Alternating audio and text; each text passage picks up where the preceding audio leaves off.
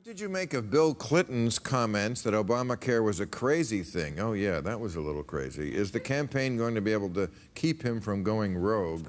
No, he was saying that it was crazy that the people that qualified for the subsidies, and in between, which Hillary had talked about, having a way that they could get into the health insurance too. He's praised Obamacare a gazillion times. He did not say that. But there are, but I mean, let's be honest. As long as the profit motive is still in the equation, it's never really going to work. I mean, it's going to work. People are going to have more coverage than they should, but as long as you cannot stop it on one end of the equation, that is, people can charge as much as they can. The EpiPen, you know, I mean, this kind of... Well, and the for-profit companies just buy the system. It didn't even work in Vermont. Yeah. They tried it in Vermont. They couldn't make it work. It's working better than before. No, I'm talking about single payer in Vermont.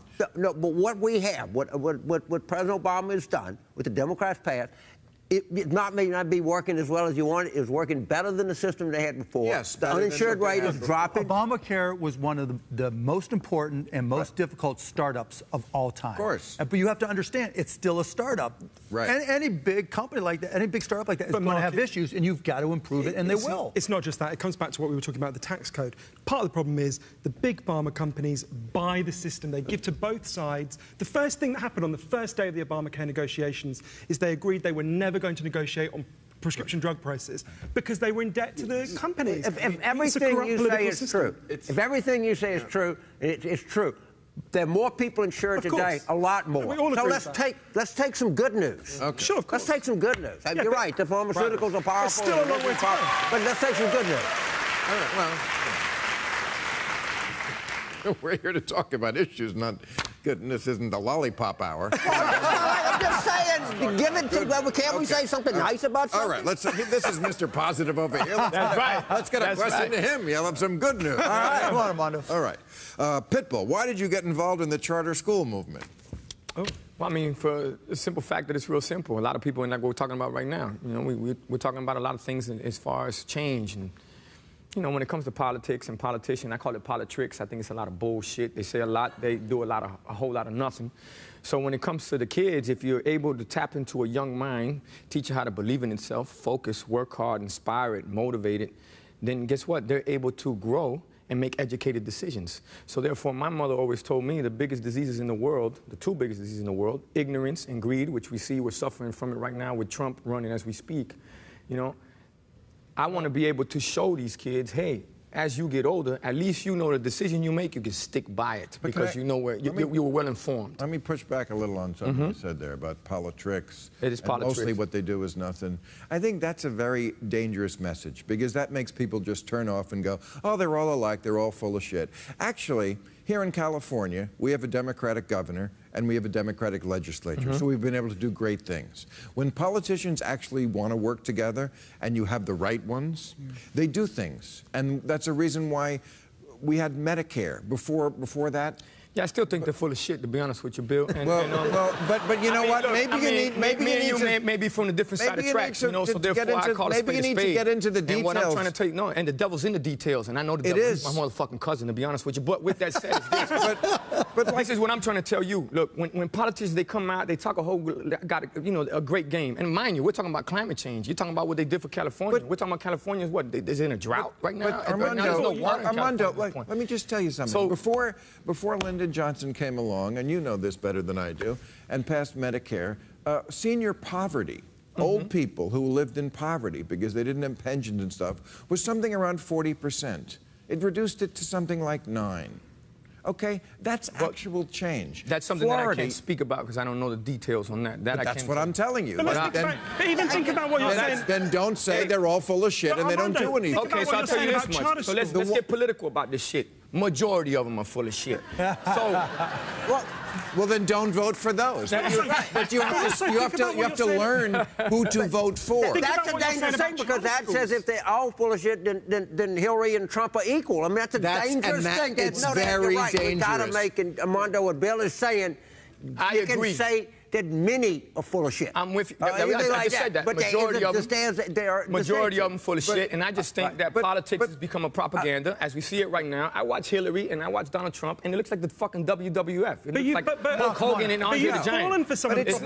propaganda. It's You've not. fallen Because for some of the if you propaganda wanna about charter schools. That's- You know, that's what you're saying about charter schools, I'm afraid, is the bullshit that you're denouncing. You know, you look at the places in the world that have schools that are doing really well. They do the opposite of the charter school privatization model. Think about Finland. What they do is, which got the best schools in the world, they fucking pay their teachers really well. That's what we should be arguing for. Not charter schools. Which, by the way, down teacher pay. I agree 150% with you, by the way.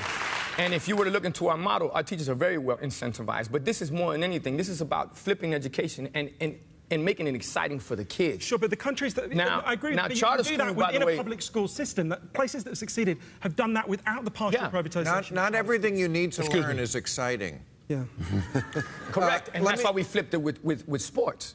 That's why we flipped the curriculum. If we're talking about data analytics and they're in the algebra or their geometry, whatever it may be, they'll do fantasy football. They'll do, if it's X, Y, Z, then we'll do, hey, it's a 60-yard line, X amount of time on the clock, and they need this many points. Like, we find a way to make it exciting. We flip the curriculum. That's why it's called SLAM, Sports Leadership. I agree, but you've got to do that within the public system, not this It is the partial public privatization. system. But it's not. This is the public system. Charter schools- 92% of the kids in my school are on free lunch, my friend. Sure. These are all the ones that come from the neighborhoods that I come from, which is Little Havana, my friend. Of course, there are And they come admirable, from DNF schools. individual charter schools. Now look, If hey, you look I at come from a neighborhood that say, don't talk about it, be about it, partner. That's the way I come. No, it's real shit. The PITBULL's coming. No, real talk.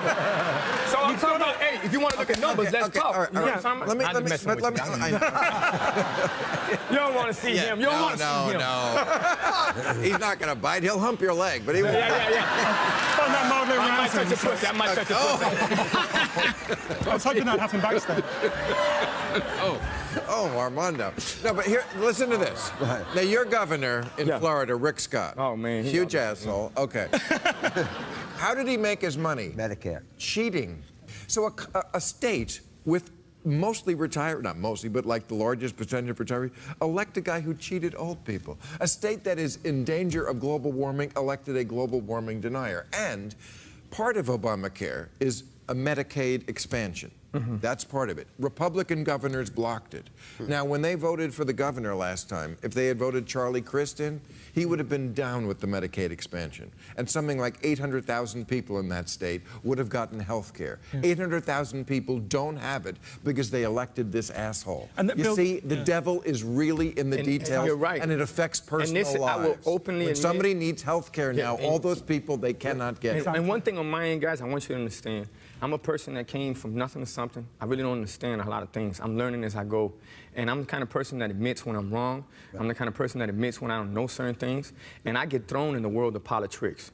You know, I get thrown in this world because they feel like they want to, pull in our culture, and they want to, obviously, they go for that vote. So there's a lot of things that I'm learning as I go, and I'm always here for advice. commendable. But one thing I am is very, very passionate. All right. You know? No, So all right, sometimes but Pip, let me just make a point. I just In my want to state- make sure you guys know that I'm far from perfect.